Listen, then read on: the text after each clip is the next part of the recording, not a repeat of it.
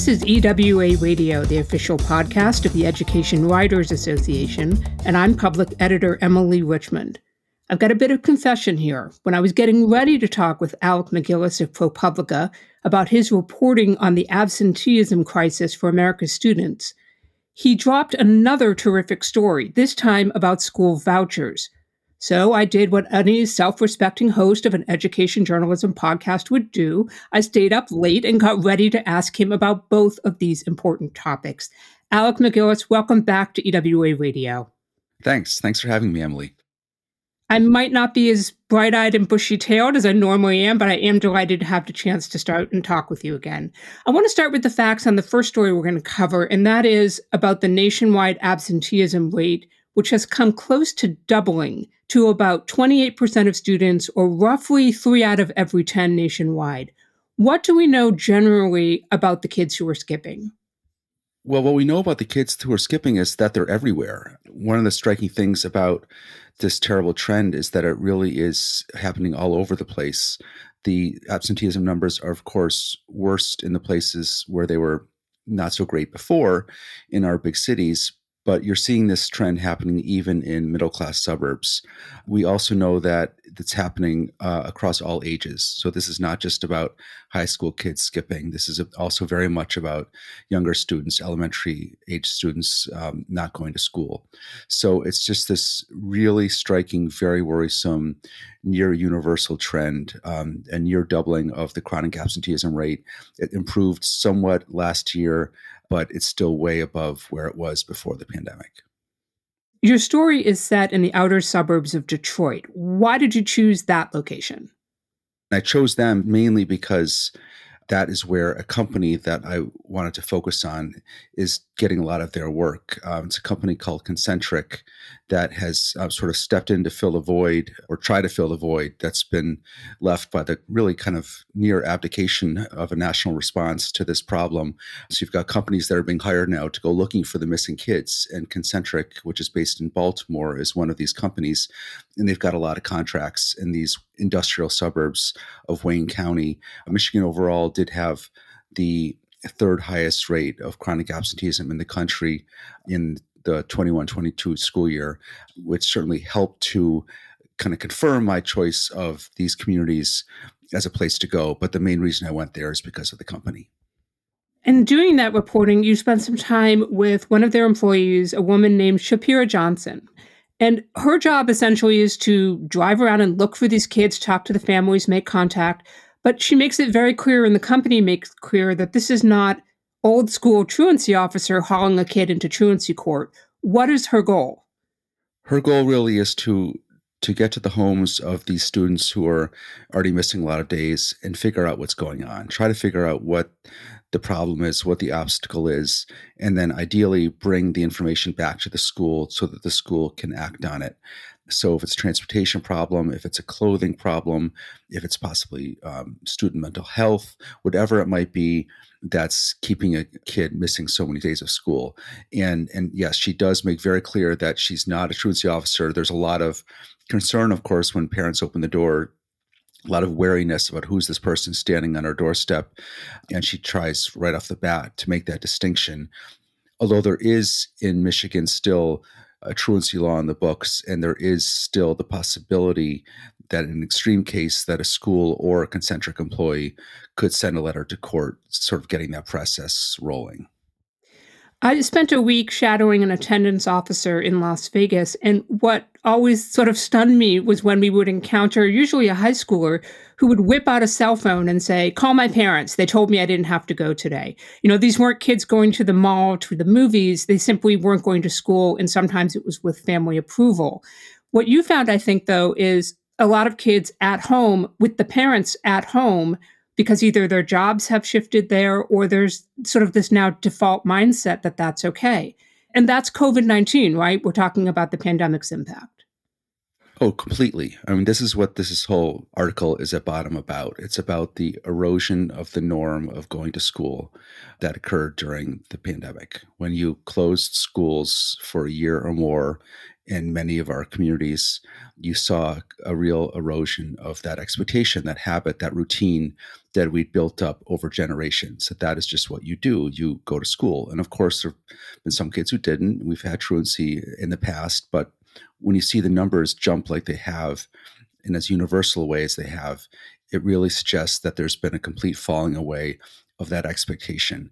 The word I kept hearing when I talked to parents and these outreach workers was comfortable, that there was something about being at home during the pandemic when schools were closed that allowed everyone just to get kind of comfortable. It was simply easier. It's easier not to have to get your kid out of bed in the morning, not to have to get them dressed out the door in the cold, in the rain, in the snow, whatever it might be. If they're not feeling so great one day, if they're moody, it's just easier not to have to do it. And we kind of gave ourselves all a pass for those months or year or more. And it's just been really hard for a lot of households to get back to the basic regimen and rigor that comes with going to school every day. And that's really what we're up against now. How do you rebuild a social norm once you've allowed it to fall away?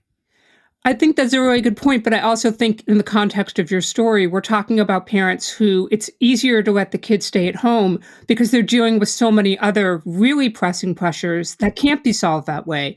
For example, you found, as you said, a lot of families where a lack of money for school clothes keeps the kid home, or adequate medical and mental health care for the adults in the house who then can't be present for their children. So how do we solve that? Well, there absolutely are all these different factors, and I describe them in detail in the piece. Another one I think that comes up a lot is parents who have really difficult work schedules. And so the mom I focused on most in the piece works late at night as a security guard at an entertainment venue in downtown Detroit and gets home really late and then sleeps late in the morning. On the day that we found her, she had woken up to get her two of her eight kids up for school, this 9 and an 11-year-old, but then she had gone back to bed herself. And by the time she woke back up, the kids were still there. They just decided not to go. So you have a lot of situations like that.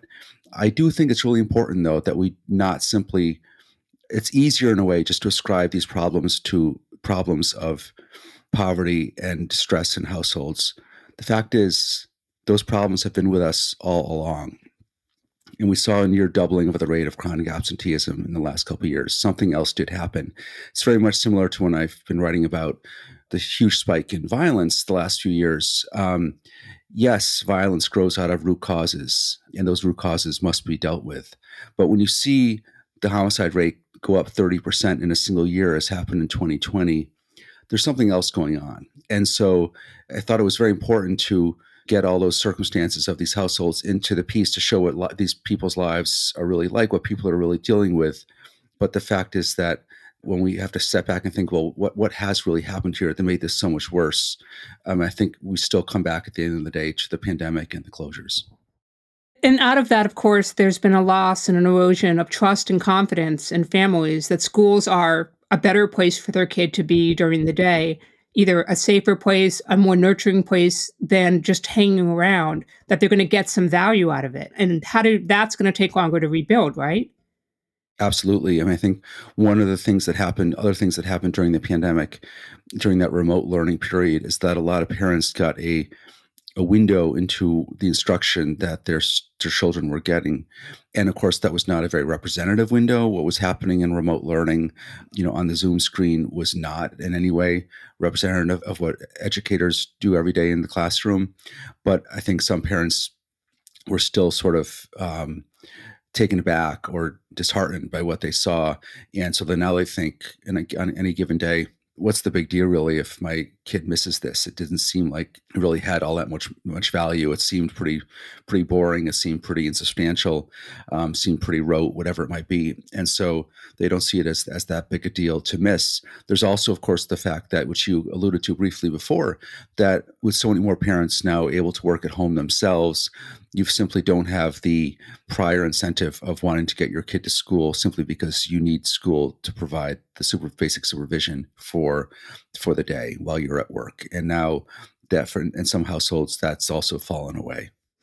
What is the role of a responsible education journalist here? What do I need to tell my editor about this crisis? What are the stories that I should be reporting responsibly to help sound this alarm bell? I would say, first of all, simply to be writing about it, period. And there are certain cities where I've seen just really good day in and out reporting on this problem. I think of Detroit proper, where Chalkbeat's been doing a great job. Out in the suburbs, I was very aware of their coverage in the city, and I found it helpful for context. The Washington Post's DC schools reporter has been doing a great job on this as well in the district. Nationally, my sense is that there's been much less attention to it. The national education coverage has been so dominated in the last year or so by what I guess you could generally call sort of culture war issues around book bans and all the rest of it. But I do think some beat reporters have been doing a great job of it. One particular aspect that I would love to see more coverage of, because I came away with it still lacking enough sort of granular sense of how this is playing out in different communities, is how the legal recourse is working in places that still have some semblance of it. There's still quite a few states that do still have some truancy laws in the books, that still have some potential avenue for the extreme cases of chronic absenteeism to sort of end up in some kind of a court, truancy court, juvenile court, family court, whatever it might be. And while there's been a general political shift away from those approaches, they do still exist. Chalkbeat Detroit, has reported on the fact that Michigan still does, in some cases, take away cash benefits from families in these cases. And it would just be really helpful to have a better understanding, state by state, district by district, of what's actually going on. It gets very murky. It's really hard to figure out in some cases what's happening to some of these cases. But I would love to have more clarity on that. What were the ground rules for you when you shadowed Shapira Johnson? Yeah, Shapira and Concentric were, nice enough to let me tag along on 3 different visits. And one time we had a photographer along as well, but she was very protective of the families of the students, and understandably so. And so, basically I was allowed to just tag along, and then I would just sort of hang out at the bottom of the steps or bottom of the porch, whatever it might be, while she was doing her work. And if there was any question of who this other guy was who was with her, she would just mention that I was a reporter. But I was just trying to keep out of the way as much as I could while still staying in earshot of her conversations, ideally, just to get a sense of how she did her work.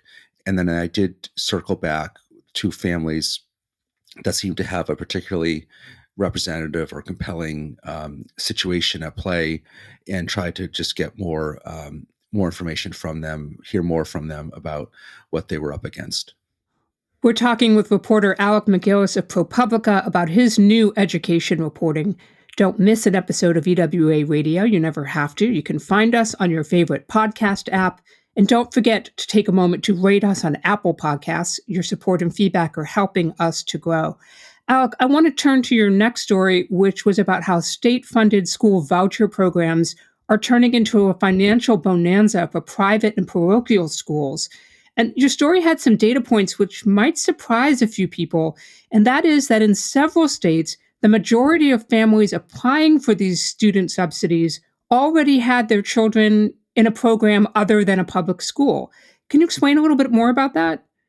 Sure. I was very surprised too when I stumbled on this. This is a story I reported actually when I was going to and from my reporting in Michigan, kind of, two birds with one stone. And I caught wind of just how huge the voucher expansion has been in Ohio.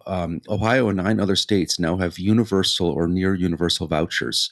Just in the past year or two, this has happened. And I think the implications of this is not being fully appreciated, just what a huge shift this is. Essentially, any family, regardless of income, now qualifies for a voucher or some kind of public subsidy for their private school or homeschooling in these 10 states. In Ohio, the vouchers are quite large. They've gone up to about $6,000 for K to 8, $8,000 for high schoolers. The vouchers get somewhat smaller when you go up the income ladder, but even if you're a millionaire, you're still going to get $1,000 a year for your high school kid.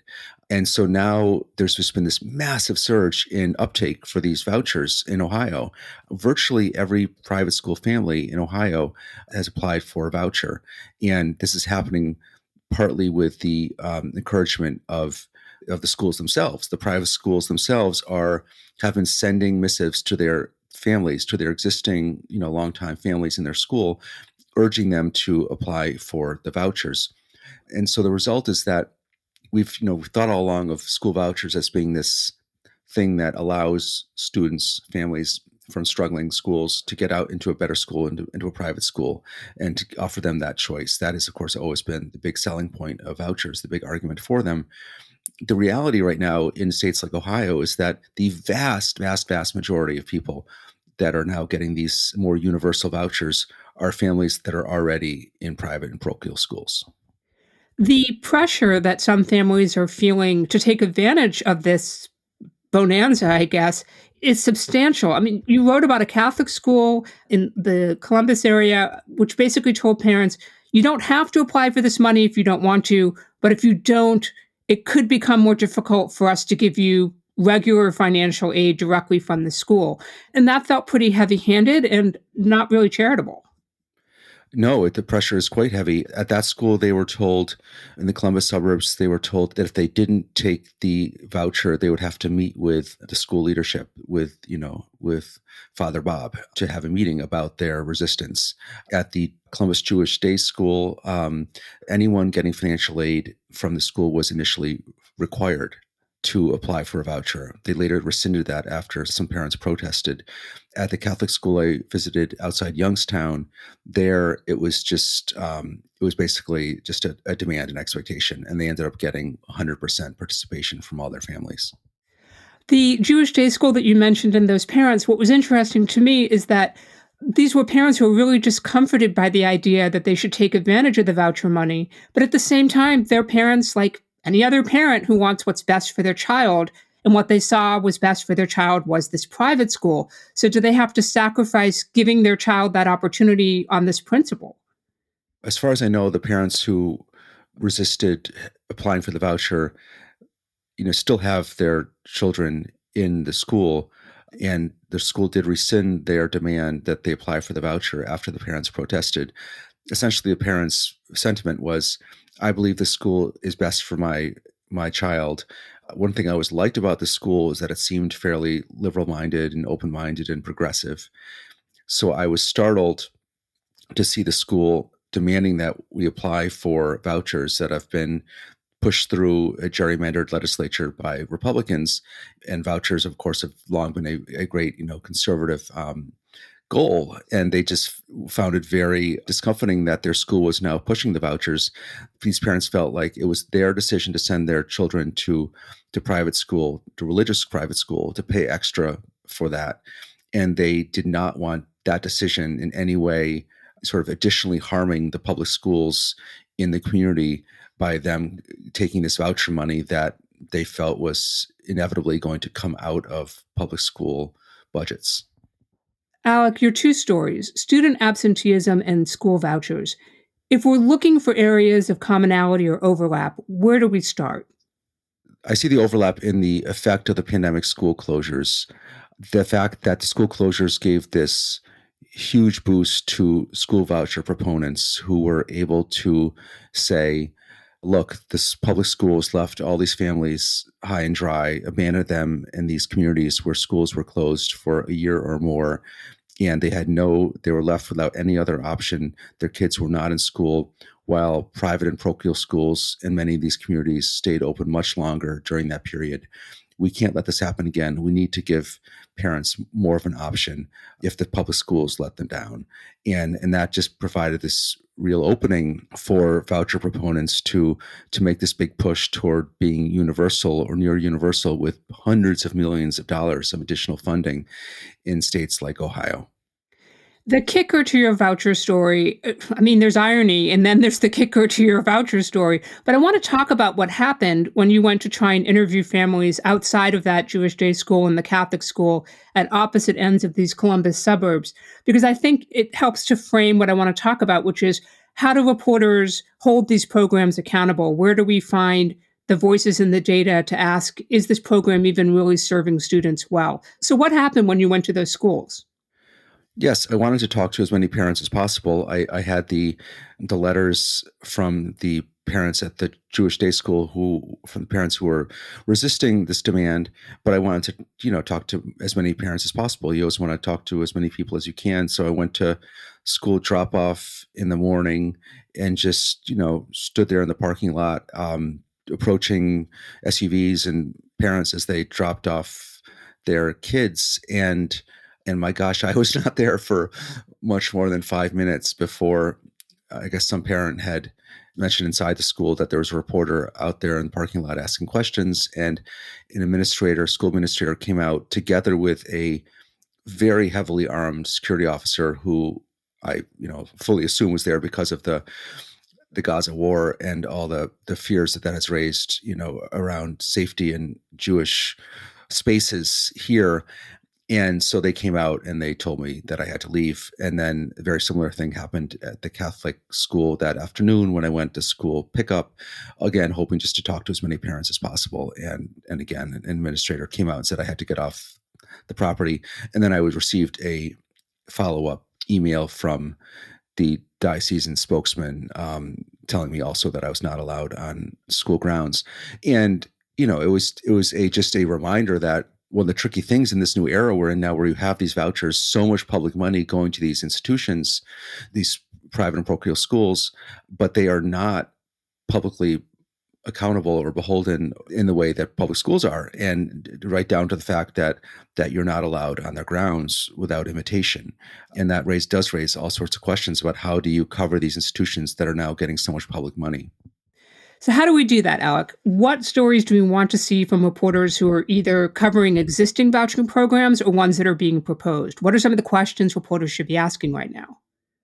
We do have to keep trying to reach parents and educators at these schools, and it's just going to mean coming at it in different avenues. If they're going to throw you off the parking lot, then you come at it through social media or other ways of getting into those school networks.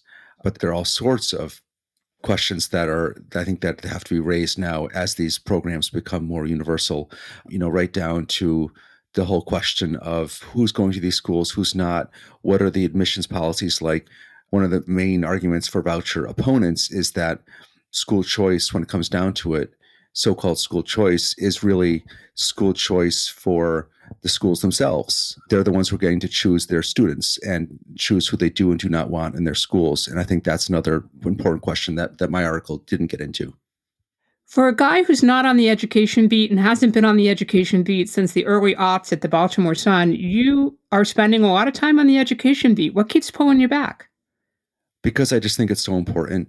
My general approach in deciding what to write about this last, decade or so, when I've had so much, wonderful leeway to choose what I want to spend a lot of time digging into, my general approach has been to look for things that are hugely important that aren't getting enough attention. And so for a while that meant, writing about what was going on in the industrial Midwest, as far as these left behind cities that were really not being, I thought, covered enough by the national media, sort of leading up to the Trump election.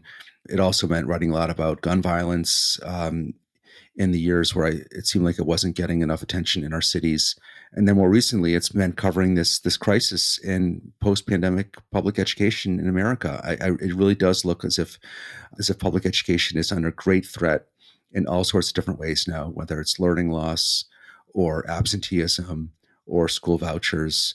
And I just think that that's one of the biggest things happening in this country today. And I'm going to keep writing about it for the time being. Alec MacGillis is a reporter for ProPublica focusing on gun violence, economic inequality, and the pandemic-era schools crisis. He's the author of the 2014 biography of Senator Mitch McConnell, The Cynic, and more recently, Fulfillment, America in the Shadow of Amazon. Alec, thank you for always making time for EWA Radio. Thank you.